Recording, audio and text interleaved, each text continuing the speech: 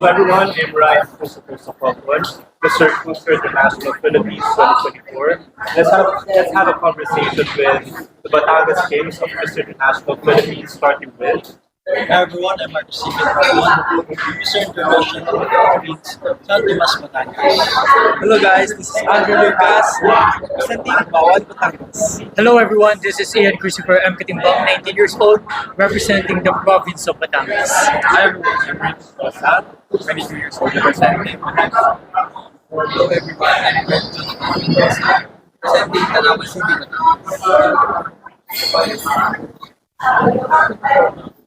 So I'm opening the floor for questions to the Batangas candidates of Mr. International Philippines. Alright. So let's begin. So first and foremost, gents, congratulations sa grabe yung mga pinapadala ng Batangas, lahat may quality talaga, inaabangan. But I just wanna know, personally, kayo, ano yung nafe-feel nyo, especially the previous winners came from Batangas? Do you feel any pressure about that? Yes, there's a pressure. Okay. Yes. Sobrang pressure po na yan is kaya kailangan po namin ma-hit ulit yung positioning if ever. Of course, pressure is there, but then we're trying to use them as our motivation to strive harder and to also achieve what they have done last year. Same sentiments po with Ian. Pero to add to that, definitely there's pressure on us. Kasi there are two winners who came from Batangas last year. So we're gonna try to match that. Pressure din po at the same time motivated po sila po yan sa Batangas po yan, Batangas po yan. Kaya po ginamit po namin sila motivation para mas po namin yung expectation ng mga. So ano ba yung mga dapat namin abangan for your performance since malapit ang preliminary competition this June na, 4th of June, ano yung mga dapat naming pasabog na abangan from Batangas team?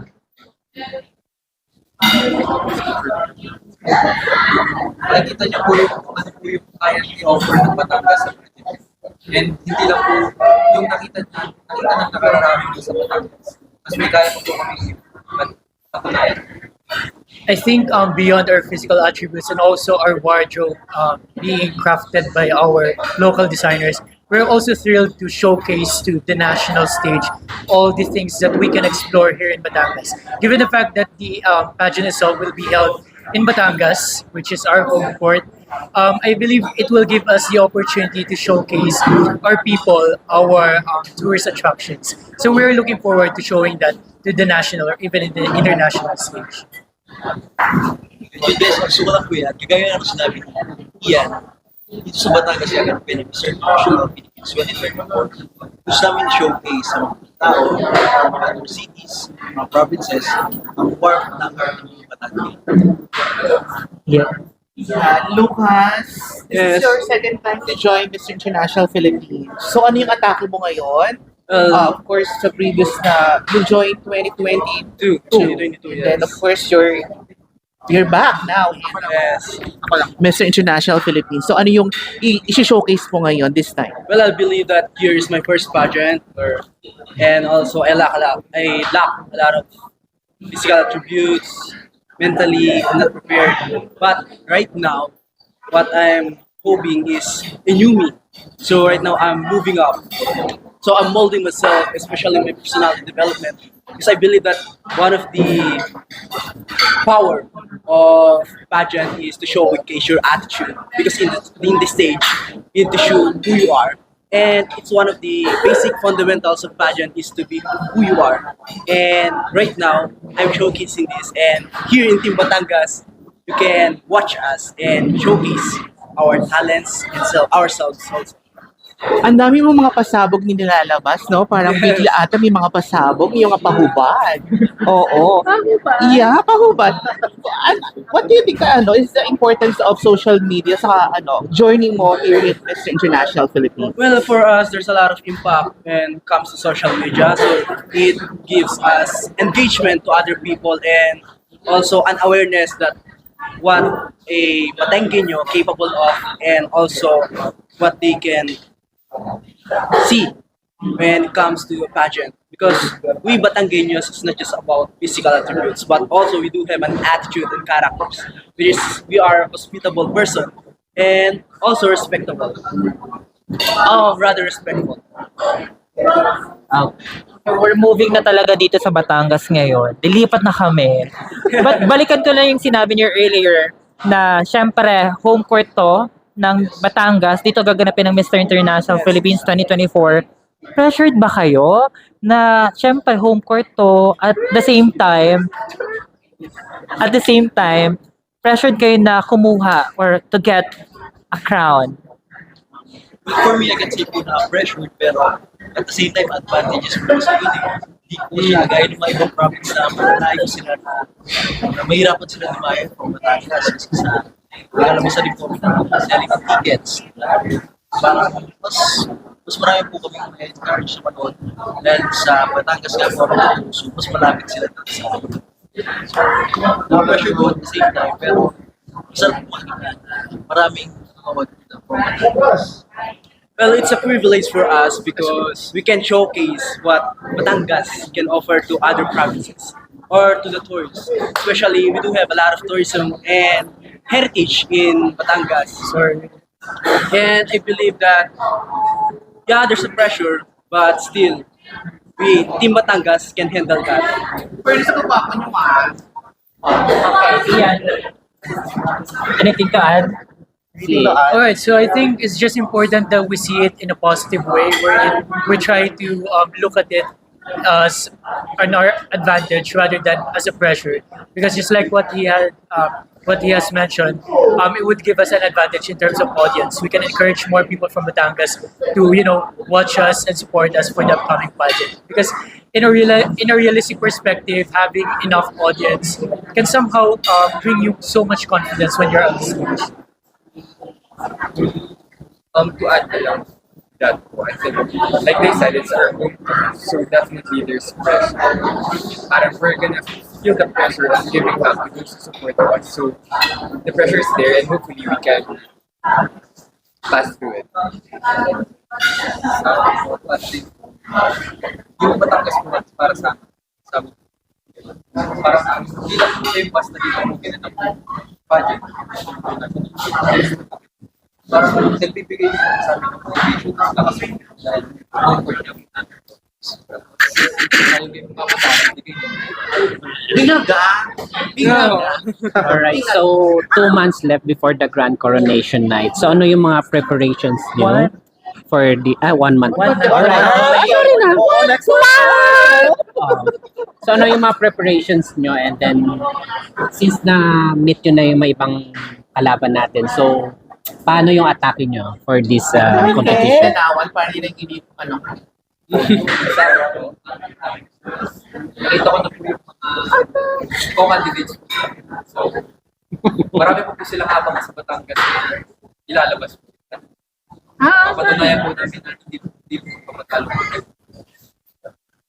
Sabi naman po, seeing our co-candidates nung sashing ceremony po namin definitely gave me the motivation to push harder kasi ang daming may kaya and they're really strong and they can fight for the ground. So, syempre hindi kami magpapatalo doon. We're motivated and we're very much pumped and ready for, we're preparing very much for the coronation day. Well, I have to be honest. I've been really insecure about my body, given the fact that I'm only 19 years old, so my physical attributes are not yet mature. But then I'm trying my best to now work on my physical body. I'm trying to work out more. I'm trying to improve my body to be able to be more presentable and to be able to stand out, knowing that I'm still young. Then, yeah, that's a good motivation seeing other people having such great bodies. So, yeah. Given to that, when our first presentation, when I look our co-candidates, there's a lot of handsome guys and toned body.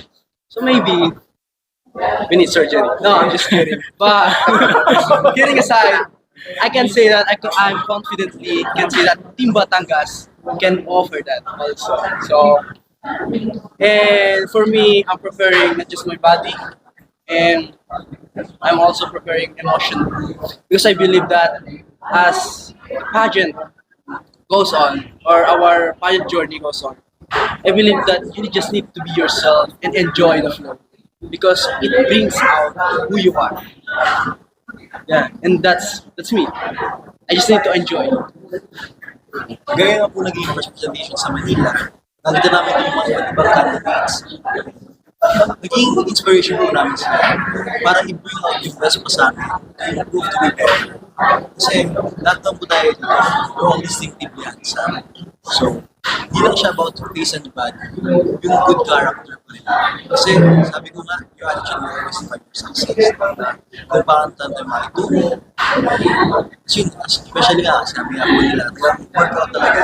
Workout, training, Q&A, sana yun lang For those who do not know, first about your background, no, can you give us, siguro kahit mga 3 fun facts or details, ilang taon na ba kayo? Ano ba yung pinagkakabalahan nyo sa buhay before joining or presently? Can you give us a little background of yourselves? Ako ay graduate ng Bachelor of Science in Tourism Management sa SCI College. I'm currently working as a cashier and promoted na as assistant manager sa Capigenyo. Naging chef lang po siya ng Rosti. How old are you then? 23 po. 23. Yes, mag-turn ako ng 24 days po. So it is your first time to join meal pageant. Hindi po, nag-join ako before pa sa mga school pageants po. Pero ang isa sa mga best grounds ko na nakuha is first ever din ako sa Lucas. Then ako Tomasino and then yun po naging kigo para makatutong dito sa Mr. International Philippines. Did someone inform you that you look like EA? EA Guzman? Yes po. Sino? EA Guzman. Edgar Allan. Right? Oh yeah. Sabi nga po sa akin na kumuha ko ng ulo pa rin kung alam mo si Sir Edgar Allan Guzman. So nung nag-show po siya, parang serenade po siya sa binibining usod ng kalakal. And I was there. Nabit po siya in person.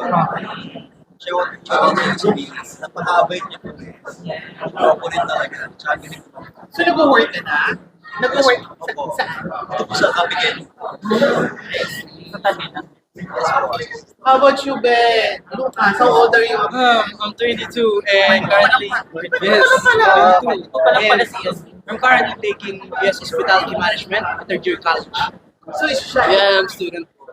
And right now I'm taking my thesis. So can you imagine talaga na sabay? Grabe yung management. Yes. Ano yung sabi ng mga, of course, classmates mo, teachers, professors mo? Well, when MIPH Batangas pageant, I have a lot of absences talaga. But still, you need to time manage. Tayo naman. Yeah. May lalaban. It's all about scheduling. Yeah. You need to Mamaya, organize. 5 na yan ha. Charot na joke lang. Mamaya po. And also a fun fact about me. I call my mother Tita. Yeah, Tita! because I grew up with my grandparents. Oh, Yeah, akala mo for the tita past siya. for the past 18 years, I grew up with my grandparents. And then, kailan mo na nalaman na nanay mo pala siya? No, I know she is my mother, but I call her Tita because she is an OFW. Yeah, for the past 18 years, Very anak, I've never been with her. So nasabi ng mama mo, okay lang sa kanya? Yeah, technically, yes. I think so. Tita?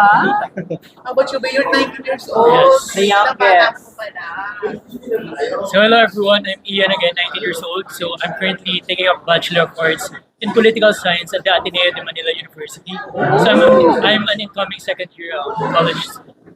So growing up, I immersed myself in the fields of campus journalism, writing, and public speaking, including student leadership. That's why I was able to acquire the necessary skills when it comes to communication. And some interesting fact, I also do cooking vlogs and cooking content. So this can be found on my Instagram kitchen at ianchristopher.ph. Bibira ako ng atinisa na sumasali sa pageantry, ha? But so what's in pageantry na naging interesado pa to join the MIT? Actually, joining MIPH was not my initial decision. I was just convinced by my handler to participate because I'm having a hard time deciding because I live in Quezon City. So So it's really hard to go back and forth in Batangas to have my trainings and to participate in various activities. But then again, being surrounded by supportive people, I got so much motivation to, participate. And now I'm here. I'm competing at the national pageant, so it's really a fulfilling thing for me. So you're taking up political science. How about you? How old are you, Imo? Hi everyone, I'm Raymond Dosa, 22 years old. I'm taking up mechanical engineering in Masyado pala itong mga to. Batangas State University. Three fun facts about me. Your first ko is that I enjoy acting. Yung director ko ng short film was the one who encouraged me to join MIPH Batangas, hence why I'm here. And siguro sabihin ko na rin po kasi I'm very proud to direct our year. We were recently nominated for some FAMAS. However, we didn't flag that trophy, but being nominated in FAMAS alone is already a very big achievement for all of us. Ayun, the second fact, I grew up abroad, but that did not stop me from appreciating the culture and traditions of Batangas, and I'm very, very much proud to represent Batangas with this upcoming pageant. And last one, siguro, I'm very much into aviation. Saan ka nag-school? Batangas State University po. Kasi doon yung mga mag-na engineering. So kayo naman.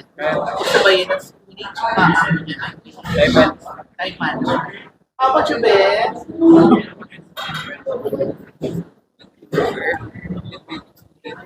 Oh my gosh, short ka rin pala.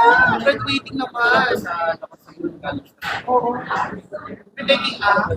Bachelor of Science,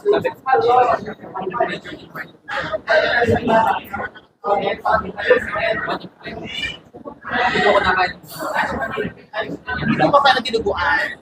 Yung iglesia?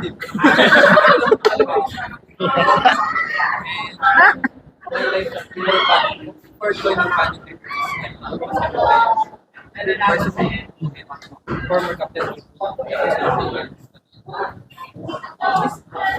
kaso alam mo, pandemic is injury po ako sa hindi ko na-flex po ako sobrang mahal sa ngayon. Ilang kapag na rin po siya, kaya po ako nakasal sa pageant return. Sister John at the Philippines po tapos may pageant. Kaya po ako nakasal. Nagano'n po ako pagkakalimutan. Gusto ko explore lang. Hindi ko po sinasahan. Gusto ko idea mo ng pageant. So yung MIPH ba